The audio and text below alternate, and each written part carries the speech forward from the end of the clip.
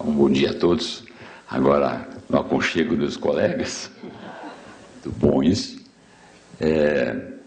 Eu fui convidado pela segunda vez para fazer algumas exposições, ainda que sucintas, tentar esclarecer essa questão tormentosa que se refere ao problema das competências nas regiões metropolitanas. Claro, existiria a possibilidade de verticalizar as questões todas, mas isso demandaria muito tempo. Então eu tenho que, já imediatamente, projetar os problemas referentes a essa questão. Normalmente pelo fato de que, depois do acórdão do Supremo Tribunal Federal, houve a propositura de ações,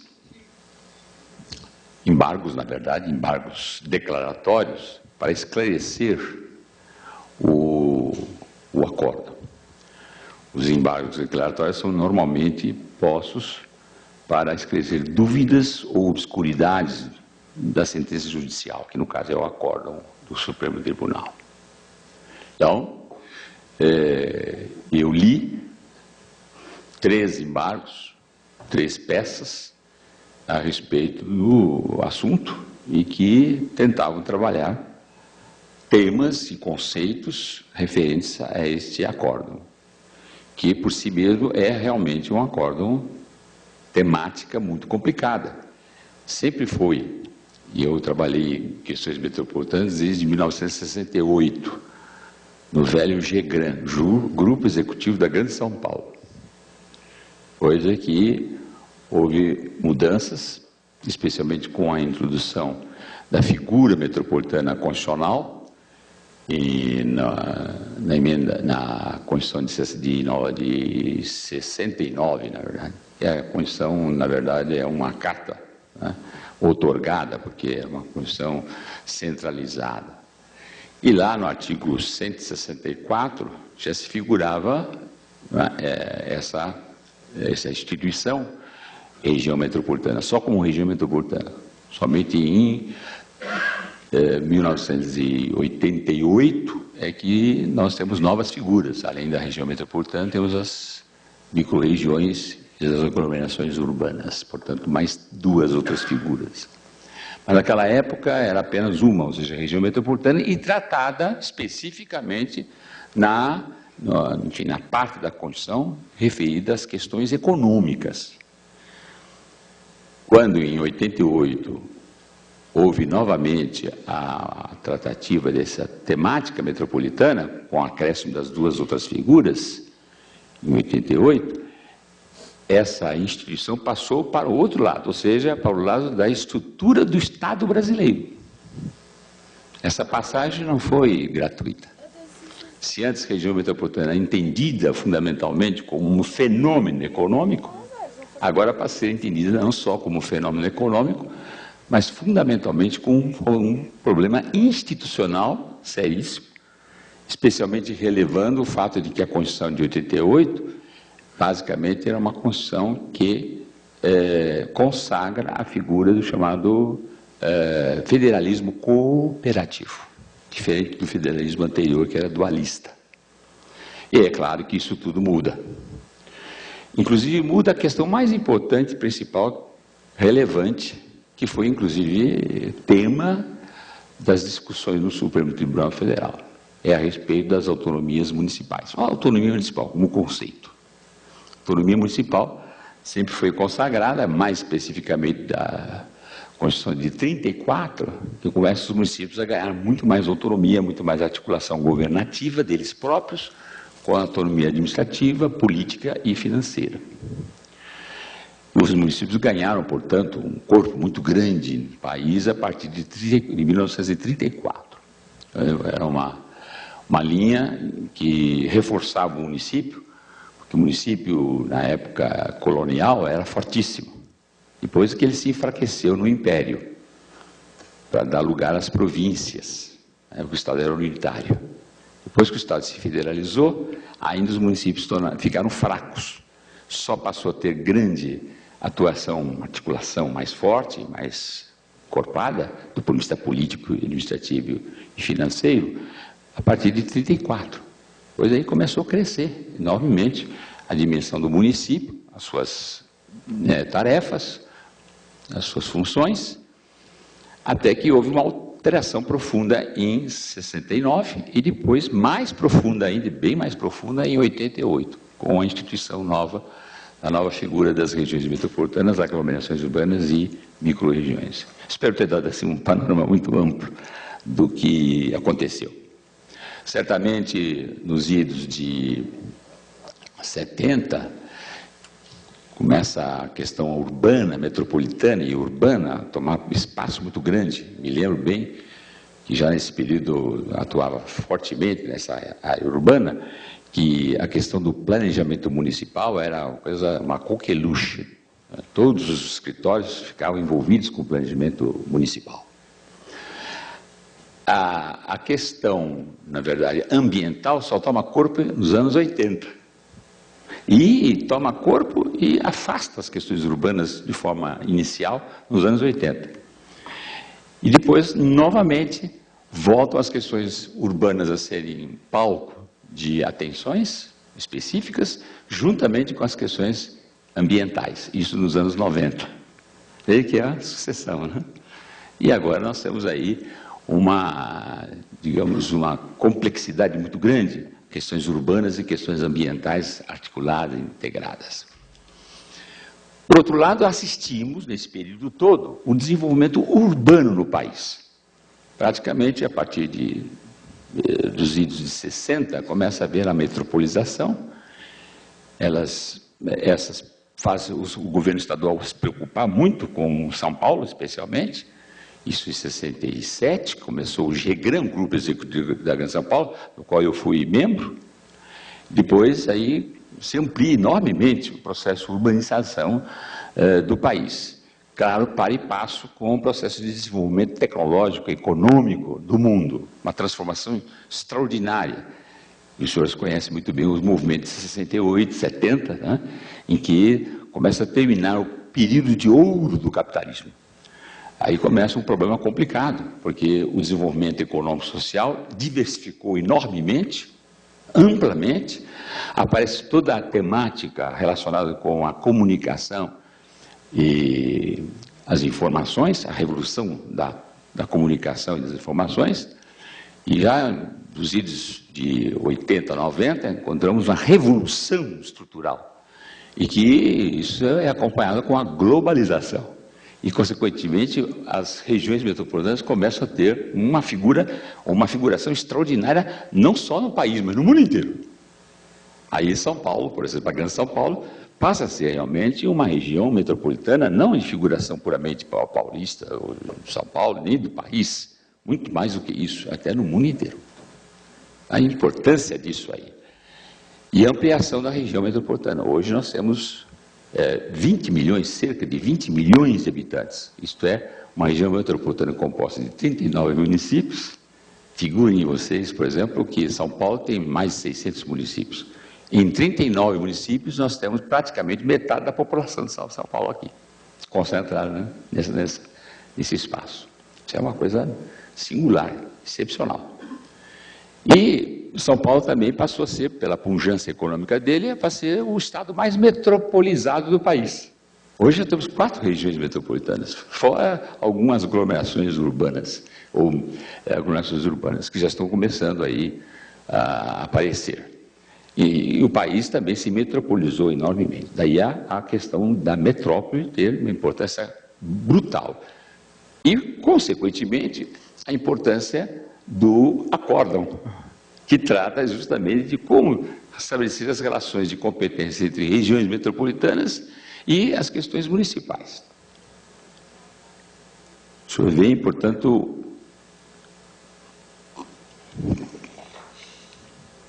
que o acórdão do Supremo Tribunal Federal tem uma importância institucional extraordinária em função desse quadro que traçamos muito largamente.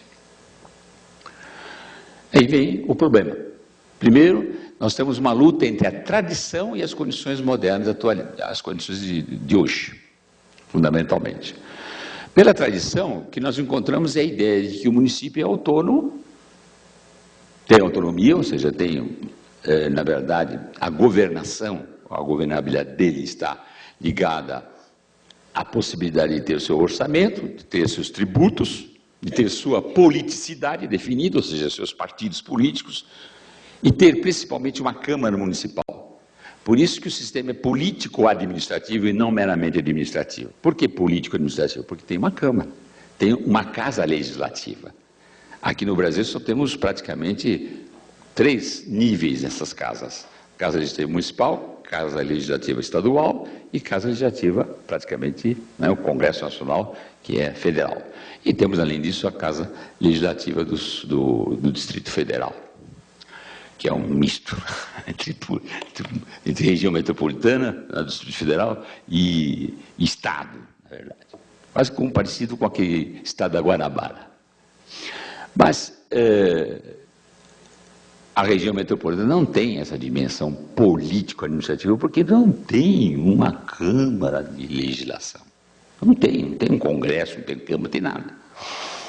Portanto, a região metropolitana é uma unidade administrativa, não político-administrativa. Poderia ser político-administrativa, mas é muito difícil conseguir isso em função do embate que se teria com o governador. Imagina o governador enfrentando, tá certo, regiões metropolitanas, como o caso de São Paulo, 4 regiões metropolitanas, o governador ficaria com nada, simplesmente com nada, ficaria muito frágil. Não teria, porque aí as regiões metropolitanas teriam, evidentemente, muito mais força, né, sobre os seus próprios territórios, inclusive competências específicas. Se fosse assim, teríamos que ter uma figuração constitucional, político-administrativa metropolitana. Seria uma espécie de 4º nível de poder, né? Município, região metropolitana, Estado e União. Nós não temos isso, e nem poderia ter, dado justamente as resistências. Aliás, foi pensado isso, hein? Muito tempo atrás foi pensado. No final de 1960, 70, pensou-se nisso. Mas houve uma resistência absolutamente completa dos governadores com relação a isso. Eles estavam intuindo que efetivamente significaria uma fraqueza, um enfraquecimento enorme do poder do Estado. Aí a equação seria justamente uma equação administrativa. Mas vejam que coisa estranha. Uma equação administrativa composta de municípios no seu interior.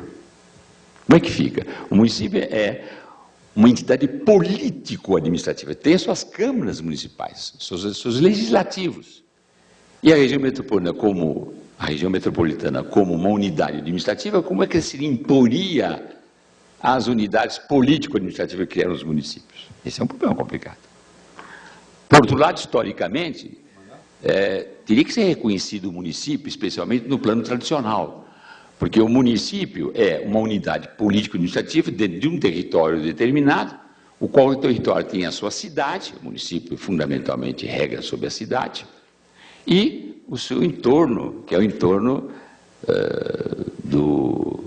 da área verde, as áreas rurais, né? Chamamos isto. Até aí tudo bem. Nós temos então a cidade, a área rural e o município que atua sobre esses 2 momentos, a área rural e a cidade. Tudo bem, tudo bem. Aí o município tem a sua autonomia, né, consagrada em função de vários serviços específicos locais, chamados municipais, dentre os quais o saneamento era o caso, e outros, né, uso do solo, como foi colocado pela doutora Dilma, uso do solo, saneamento, questões relacionadas com transportes, e, enfim, vários itens singulares do sistema local. Mas tudo bem, aí é fácil de se entender. E a Constituição andou certa em admitir a autonomia municipal neste caso. Só que com aquela expansão que eu tinha dito de forma largas pinceladas, ou seja, com a expansão urbana, né, com o desenvolvimento econômico-social, a demografia, né, começou a expandir-se para além das bacias, além dos municípios, além de tudo. Começa então a haver conurbação, as cidades, os municípios se ligam entre si, formando complexos urbanos extraordinariamente gigantescos, regiões metropolitanas, que transpassam os lindes os limites dos municípios, as próprias cidades. E aí que está interessante, que essa questão histórica fundamental não foi bem compreendida até hoje. Até hoje não é bem compreendida, mesmo até pelos juízes do Supremo Tribunal Federal, infelizmente. E não vem essa historicidade. Claro que a autonomia municipal, dentro do plano tradicional, perfeitamente válida, né? Quando é o município com a sua cidade e o seu entorno, né, rural. Mas quando, então é caso, o município toma conta da cidade, ele envolve a cidade. Numa região metropolitana é o inverso que se dá. Com a expansão histórica, econômica, social, demográfica e tudo mais. Se amplia a cidade de tal maneira que a cidade, passa a envolver vários municípios dentro dela. Veja a diferença brutal entre uma coisa e outra. De um lado, não é? O município envolvendo a cidade. Do outro lado, é a cidade envolvendo municípios, autonomias, que não tiveram alterações legais ou constitucionais imediatas. Não foi assim. E todos os pensadores e juristas, numa visão puramente literal do direito, infelizmente isso acontece, não vê o direito do ponto de vista da sua estrutura com a sociedade, não vê uma interpretação jurídica ao nível de uma ontologia material, só vê as coisas do ponto de vista formal, puramente linguística.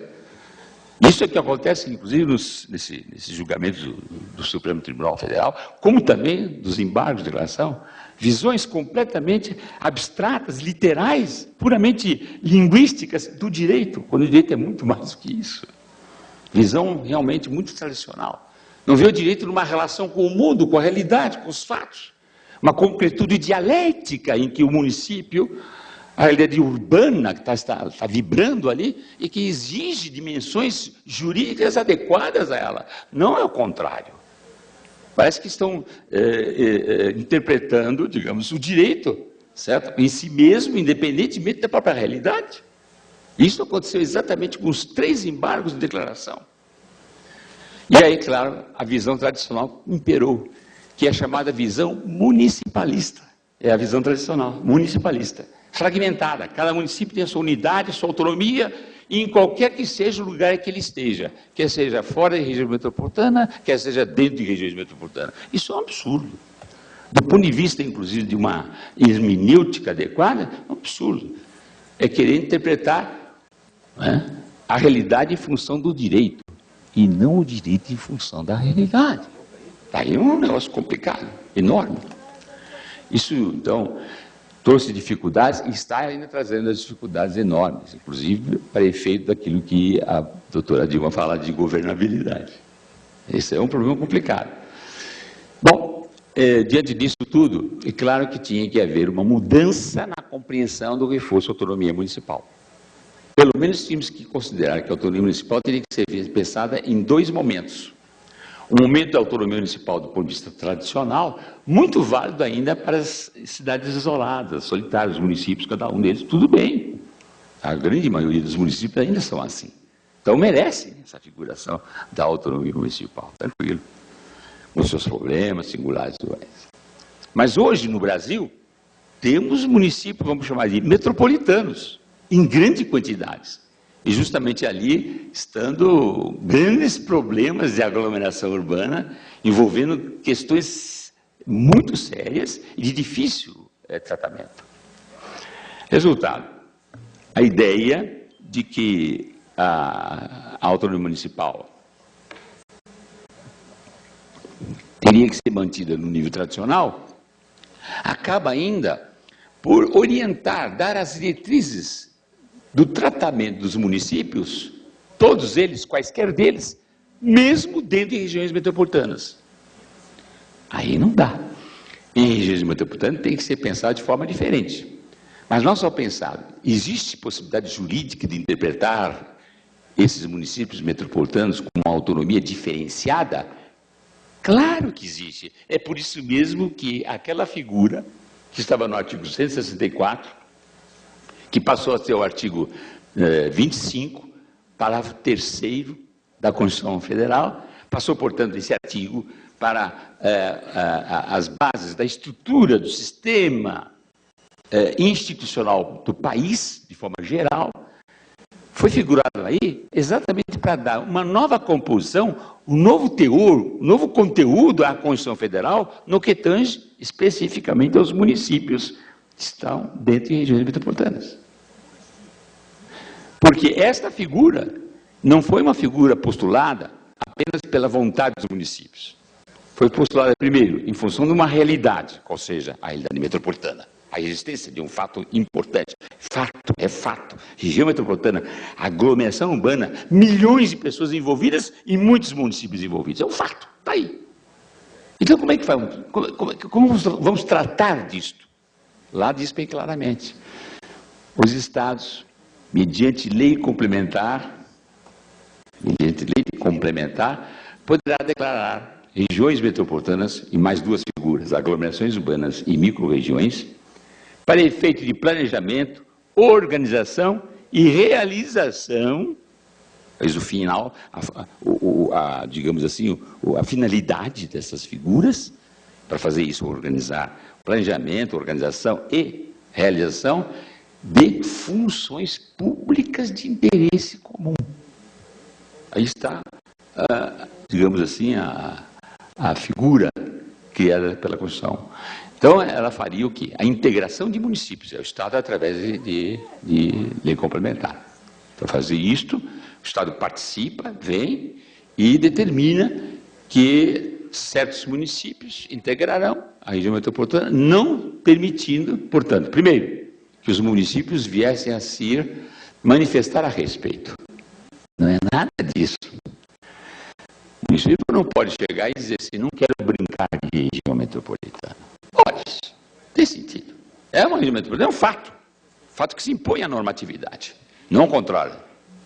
A normatividade tem que seguir o fato. O fato é esse, são muitos municípios, porque há uma conurbação de cidades, mas é um fato. O Estado reconhece o fato. E ele é autorizado pela Constituição a estabelecer uma lei complementar para integrar os municípios dentro desse fato. E consegue fazê-lo a fim de poder, né, esses municípios integrados, juntamente com o Estado, fazer esse trabalho de organização, planejamento e realização das funções públicas de interesse comum. Uma coisa que eu vou dizendo que os barcos de declaração não levaram em conta isso, que é o fato seguinte.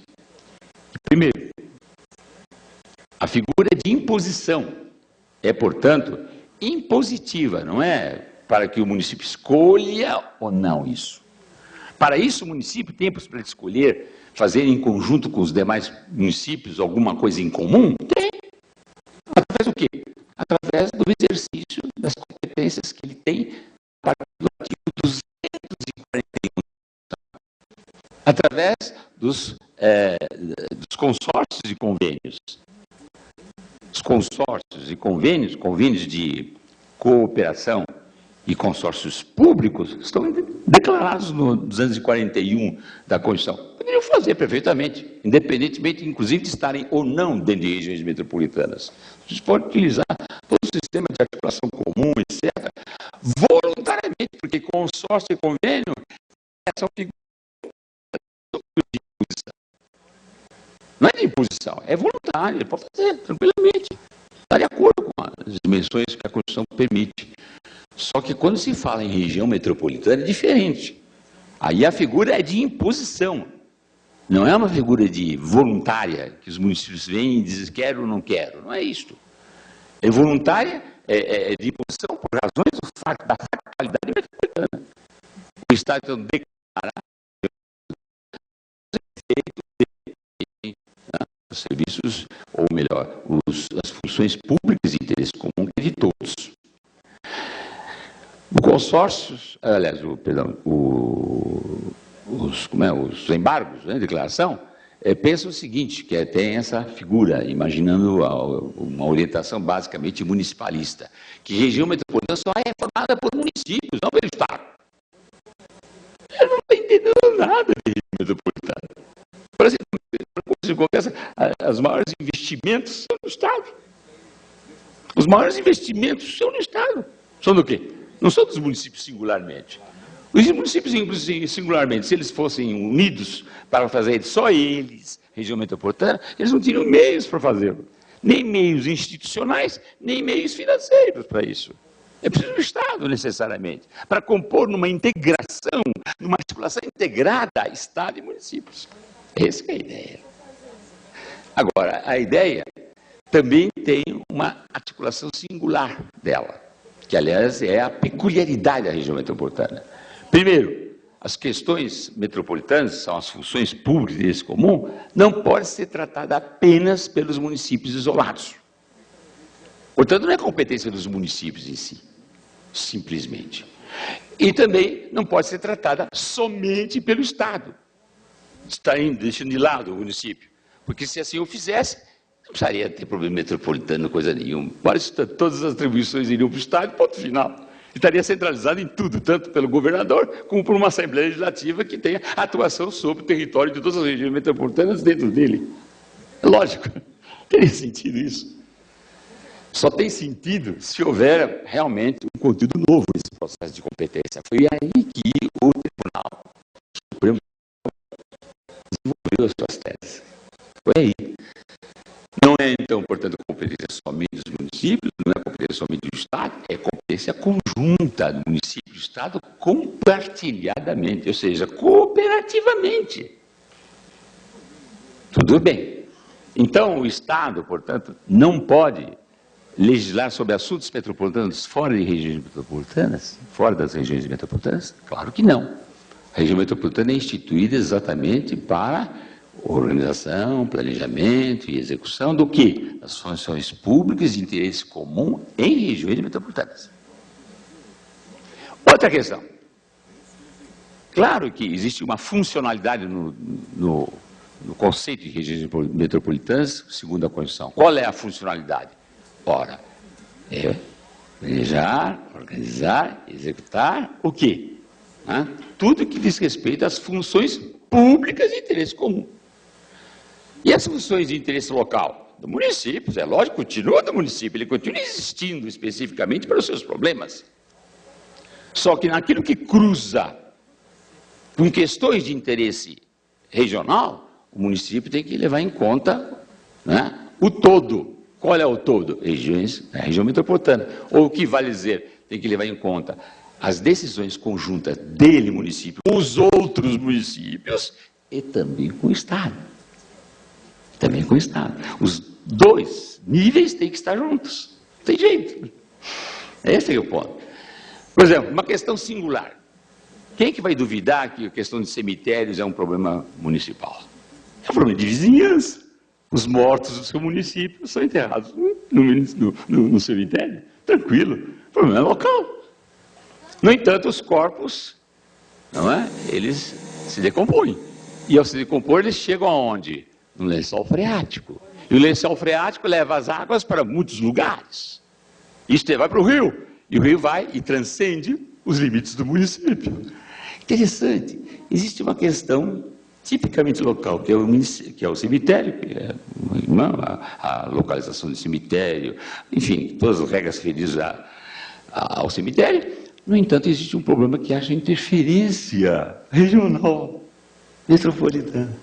Por isso que na Lei de Proteção dos Mananciais, nós temos uma regulação específica. Quando o cemitério é instalado, o Estado tem que dizer alguma coisa, porque o Estado não, a unidade metropolitana, ou seja, a agência metropolitana tem que dizer alguma coisa, além do município mesmo? Tem. Por quê? Porque tem esse problema. Há uma interferência ao nível regional. Então, a região metropolitana pode estabelecer limites determinados para este caso, enfim.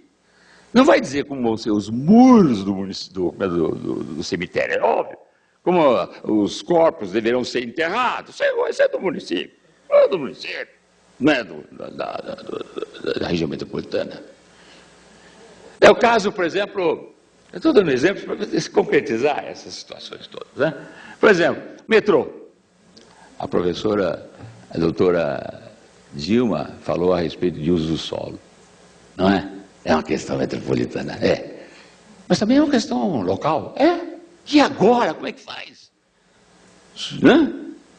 Para os dois lados, como é que fica? Como é que resolve o problema? Dá para resolver? Dá, é claro que dá. Nós resolvemos. Por exemplo, claro que o município tem que regrar o uso do solo, densidade, problemas de locação, o problema de localização, de assentamento, é ele que faz. Mas onde passa um equipamento metropolitano, como por exemplo o metrô, tem que haver algumas regras que levem em conta a questão metropolitana. Sim, porque o metrô, em que pese a ser todo ele aqui em São Paulo, só em São Paulo, no entanto é um equipamento tipicamente metropolitano. Por tudo, né? Por tudo. Pela polarização que ele exerce, a polarização do metrô é imensa em relação às diversas linhas intermunicipais de ônibus. Precisa, portanto, uma integração intermodal necessária. Então tem que haver o quê? Uma dimensão metropolitana envolvida. Mas ele passa pelo território do município, não é? Lógico. Território do município. E aí, como é que fica a relação do município e o Estado? É perfeitamente plausível. Porque o metrô é um equipamento caríssimo. Tem que ser aproveitado ao máximo. Primeiro, ele não pode ser extraordinariamente comprimido pela quantidade de pessoas que possam ficar à margem, ou seja, no solo, nas margens do metrô, porque seria uma loucura. O equipamento não aguentaria. Aliás, já está acontecendo, está havendo um pouco isso. Ou o contrário, se pode evitar adensamento nessas margens do metrô, do solo, porque implicaria uma subutilização do tal equipamento que tem que ser utilizado de forma mais equilibrada possível, mais adequada, mais racional possível. Então o Estado tem que entrar aí e o melhor, na verdade, a estrutura metropolitana tem que entrar para dizer o quê? Quais são os gabaritos possíveis para mais e para menos que o município tem que admitir. E depois, e quanto a mais e menos, na intermediação, o município faz o que quiser, lógico. Ele é que pode estabelecer essas questões, esses parâmetros específicos, desde que obedeça os parâmetros metropolitanos, regionais. Pronto. É claro que isso implica sempre um ajuste. Por exemplo, o uso do solo nas regiões de mananciais. Foi uma das questões interessantes. Como é que nos mananciais nós temos, primeiro, o uso do solo? Se dissermos aos municípios, eles não sabem um do outro como é que vai ser, porque os mananciais atingem vários e vários municípios. Como é que é possível os municípios entre si articular as suas câmaras municipais para determinar qual seria os parâmetros definidos para a ocupação do solo e controle? É uma coisa complicada. Então, é claro que tem que haver o quê? O uso do solo metropolitano. Na verdade, o que acontece é uma duplicidade aqui. Uma coisa é o solo metropolitano, outra coisa é o uso metropolitano do solo local. Veja, uso metropolitano do solo local. Porque existe o uso local do solo local. O uso do solo local é do município. O uso metropolitano do solo local é metropolitano. Ué, é isso que é. Sabe o que acontece? Eu me lembro uma vez que o Montoro falava assim, que o importante era o município, porque as pessoas moram no município e não moram no Estado. Besteira que o Montoro dizia. Besteira. Isso é evidente que a pessoa mora no município, mora no Estado e mora no país, você acha, no mesmo local que ele está. Você não acha isso? É evidente. As questões todas são relacionadas à função que se exerce dentro do mesmo território. Pode ter várias funções possíveis. Pois bem, uma das questões do embargo, relacionada com essa questão fundamental, que eles pensavam o seguinte, existe uma questão interessante, assim, olha, já que o saneamento, vamos falar do saneamento é a questão metropolitana, e quando um município isolado, solitário, dentro da região metropolitana, ele está lá dentro da região metropolitana, mas ele solitário resolve o problema dele do ponto de vista do saneamento. Ele tem o seu laguinho, tem seu serviço de saneamento básico, água, esgoto, etc. Então, quando ele não tem ligação nenhuma com o sistema geral, ele não é uma questão simplesmente local. As pessoas que estão fora e que são importantes para a região metropolitana não podem ser tratadas segundo o quê? A a autoridade metropolitana, porque está fora da região, fora do território metropolitano. Mas a Constituição escolheu isso, definir a região metropolitana por dois critérios fundamentais. Primeiro, funcionalidade, exercício, né, do planejamento, da execução, enfim, do controle, de quê? As funções públicas de interesse comum, funcionalidade, finalidade. E outro, segundo, territorialidade, formada por municípios, tem que se integrar por municípios. Municípios, no nosso país, é uma figura que tem territorialidade. Portanto, a região metropolitana também tem a sua territorialidade. E isso é um problema complicado também para as regiões metropolitanas, especialmente em relação às questões fora da região metropolitana, que são importantes. Por exemplo, questão de vazão, né? O problema de saneamento está ligado ao problema das vazões, e as vazões transcendem especificamente os limites do município, ou dos municípios metropolitanos. Até eu tive essa figuração. Existiria uma possibilidade de buscar uma espécie de franja, né, ao redor da região metropolitana, que pudesse ser objeto também da atuação governativa, da governança metropolitana? Essa é uma pergunta. Porque nós não temos regiões metropolitanas apenas pelo lado funcional, temos pelo lado territorial. E aí fica complicado. E, finalmente, para a gente terminar, porque depois vocês podem, e tem as outras pessoas para falarem, e vocês podem depois indagar, e aí ficamos à vontade. A questão da governabilidade. É um problema complicado. Foi colocado aqui pela doutora Dilma, que é um negócio sério. Ele não tem racionalidade plena. Muitas vezes a gente pode compor, dizer, é preciso fazer com que todos se componham, se articulem, etc, etc. Mas sabemos que a realidade é outra. Porque uma coisa é planejar racionalmente, outra coisa é o mundo, que é cheio de contradições, conflitos, etc. Ele é cheio de problemas. Por exemplo, só para você entender uma linha singela, 39 municípios, todos eles estão em partidos políticos diferentes. O próprio Estado é de um outro partido político, muitas vezes. Resultado, claro que cada um tem as suas dimensões, os interesses partidários, políticos, para conformar as chamadas políticas públicas. Infelizmente, as políticas públicas não são definidas em função de uma racionalidade pura, né, kantiana, né, razão pura, não é isso. Ela enfrenta uma realidade concreta, cheia de interesses. Os interesses contrapõem-se à lógica. Às vezes eu quero dizer para os meus alunos, olha, embora racionalmente, na lógica, né, o sistema que está aí é absurdo, e é absurdo mesmo, miséria, fome, aula de riqueza, de abundância, que coisa maluca, né? Isso é uma coisa maluca. No entanto, tem grupos de interesse que querem que se mantenha a riqueza, vocês vão agir o capital, e outros não, era a distribuição. E como é que fica? É um confronto violento. E nisso também estão os partidos. E nesse processo todo estão também as dimensões políticas, né, de políticas públicas e tudo mais, estão relacionadas com toda essa dimensão, esse contraste de interesses, os múltiplos. E a lógica, a razão fica ao largo muitas vezes. Infelizmente. Então, racionalmente, a gente pode até, de certo modo, definir com clareza certas coisas. Que nem aquele planejamento urbano, né? Ele faz o planejamento. E por que ele guarda na gaveta? Porque agora que ele vai implementar, ele encontra um monte de interesses, um que é uma coisa, que é outra. E aí o planejamento vai para o espaço. É uma razão que não se pode, se contrapõe muito à linha dos interesses. Então vem a pergunta, como é que vamos fazer uma composição de 39 municípios, estou falando só daqui da Grande São Paulo, 39 municípios para um plano metropolitano. O plano metropolitano tem que ser unificado. E outra, os planos municipais têm que, de certo modo, se ajustar ao plano metropolitano. E como é que fica se a autoridade metropolitana não é político-administrativa, ou seja, não tem leis? Quem tem leis são os municípios. Eles estabelecem os planos municipais pelas leis, vocês sabem disso. E cada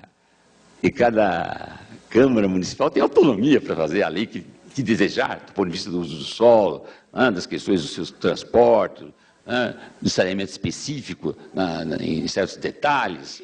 E essa é uma autoridade. Ela arrecada os seus impostos, pode aplicar os seus impostos como bem entender. É uma autonomia. E como fazer com que essas autonomias, dentro da mesma cidade, com os mesmos problemas gigantescos da cidade, se componham de tal maneira a se articular todos e formar uma racionalidade plena da região metropolitana. É nesse sentido que a doutora Dilma mostra claramente como é que governa isso tudo e dá unidade a isso tudo. Quando, na verdade, é de uma quantidade imensa de fragmentos, de interesses, de leis municipais. Como é que fica isso tudo?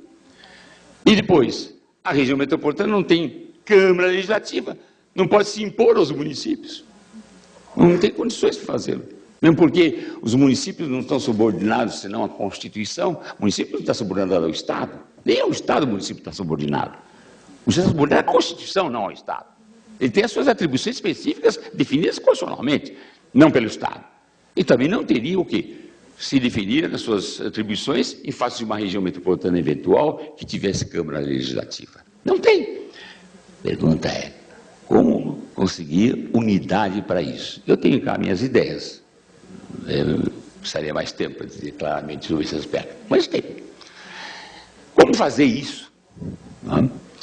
Bom, aí, claro, eu tenho que, infelizmente, dizer aos senhores que no direito moderno, pós-moderno, vou chamar mais especificamente pós-moderno, existem figurações totalmente diferenciadas, hermenêuticas jurídicas, que permitem ajustes que até hoje a maior parte dos juristas não atendem, ainda estão numa visão tradicional, conservadora do direito.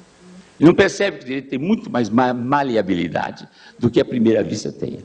Na concepção positivista do direito havia, assim, uma literalidade forte, uma dimensão de conceitos muito definidos. Já não é assim mais. Para começo de conversa, a possibilidade de normatizar abaixo da própria lei é possível, perfeitamente possível. Aliás, se faz hoje isso. A famosa teoria dos chamados conselhos, o Conselho, por exemplo, do Meio Ambiente, estabelece normas que nenhum legislador estabeleceu. Nenhum. Nem do Estado, nem dos municípios, as normas que são obrigadas. Elas obrigam os projetos singulares a se aterem a certos requisitos que nenhuma legislação superior definiu. E é perfeitamente válido hoje isso. Mas é uma questão de discussão sobre validade das normas jurídicas, o monte, a maneira como elas operam, etc. Não vamos discutir isso agora. A possibilidade há. Só que ainda não foi isso assimilado, especialmente pela, digamos assim, pela dogmática tradicional que ainda impera nesse país, normalmente. Em todos os países. Agora que estamos vendo uma mudança um pouco melhor nesse sentido. Então, a pergunta é, como é que faz isso? Por exemplo, uma das questões mais colocadas nesses embargos aí, é que se o Estado, paritariamente, tem uma força, e se ele tem uma representação paritária com os municípios, então, por exemplo, 39 municípios de um lado e o Estado do outro. Todos eles compõem uma decisão. O Estado que tiver, o Estado, São Paulo, por exemplo, tiver Rio Grande da Serra, que é um municípiozinho pequeno, né?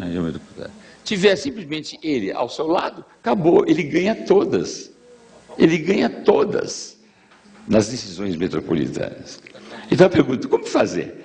Isso aí geraria uma distorção, né? O Estado, sozinho, né? Com um municípiozinho pequeno, ele, como é paritário, ele teria a possibilidade de resolver os problemas a seu favor. E aí, então, instauraria uma espécie de ditadura estadual sobre a região metropolitana. Isso é uma coisa complicada.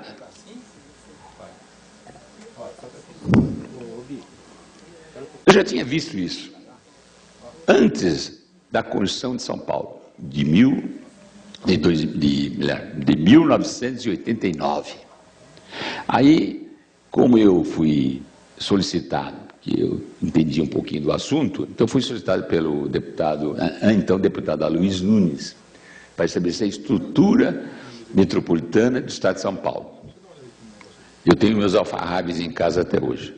Isso eu fiz lá, em minha casa, e como a questão metropolitana não era tão problemática, não era tão como era a questão ambiental. Eu também participei da questão ambiental, e havia um monte de oposições, de proposições contrárias. E a metropolitana não, foi da minha mesa direto para a Assembleia e foi aprovada como tal. foi aprovada como tal. E na Constituição de São Paulo, aqui, diz claramente, porque tinha previsto essa situação, que a paridade ia dar problema, essas distorções violentas. Então eu propus que, dentro da organização de decisão metropolitana, teria que participar também a comunidade. Aí, evidentemente, haveria a possibilidade de você ter a composição exatamente adequada à Constituição Federal. A Constituição Federal de 88 estabelece fundamentalmente dois princípios. Continuou com o princípio da representação, claro que esse é tradicional, mesmo porque não podia deixar de ser, porque como é que ia fazer? A representação dos deputados, né, o presidente, os vereadores, enfim, tudo mais, os senadores, são representativos. Mas essa Constituição Federal permite o quê? A participatividade, a participação. Era o segundo momento importante. E eu, tendo uma visão democrática, pensei, bom, então por que não aproveitar o caráter participativo que a Constituição Federal permite e pô-la ao nível da estruturação da própria região metropolitana? E foi o que eu fiz e saiu aqui. Está aqui na Constituição do Estado de São Paulo. Ou seja, para haver decisões, teria que haver uma coparticipação tanto do Estado, quanto dos municípios, quanto da comunidade. Havendo a participação da comunidade, já não haveria aquela distorção violenta de que o Estado, com apenas um município, resolvia todo o problema contra os demais municípios. Porque ele teria que ter o quê? O concurso também das decisões das comunidades metropolitanas. Aí até o deputado disse, mas como e aqui são essas comunidades? Eu falei, aí não sei, aí vai depender depois da legislação, singularmente, isso aqui é na Constituição. Depois, na lei, vocês podem estabelecer as tais comunidades, quais são as ONGs da vida, ou seja lá o que for. Mas não vamos ter já para fazer isso, porque senão vai dar problema já de começo. Ele gostou da ideia e disse, então vamos fazer. E realmente não houve nenhuma oposição, os deputados não entendiam naquela época, não entendiam nada disso. E passou direto, está aqui na Constituição. Nem sei se aconteceu isso, parece que aconteceu nessa nova lei, que reconstituiu a região metropolitana de São Paulo, parece que tem uma participação popular, mas a participação popular não pertence ao Conselho. É isso aí. A minha ideia era que pertencesse ao Conselho. Que tivesse membros do município, membros do Estado e membros da comunidade. Aí haveria mais democracia, um processo mais democrático, mais participativo e não meramente representativo, e haveria a possibilidade de, pelo menos, diminuir muito as possíveis distorções na governabilidade do processo todo. Era uma coisa, enfim, foi uma colocação que foi feita que não foi absolutamente aproveitada de uma forma completa. Bem, eu acho que as principais questões que eu queria colocar inicialmente estão aqui postas e depois a gente pode abrir o espaço para uma discussão em torno desses assuntos todos. Muito obrigado pela atenção e pela paciência.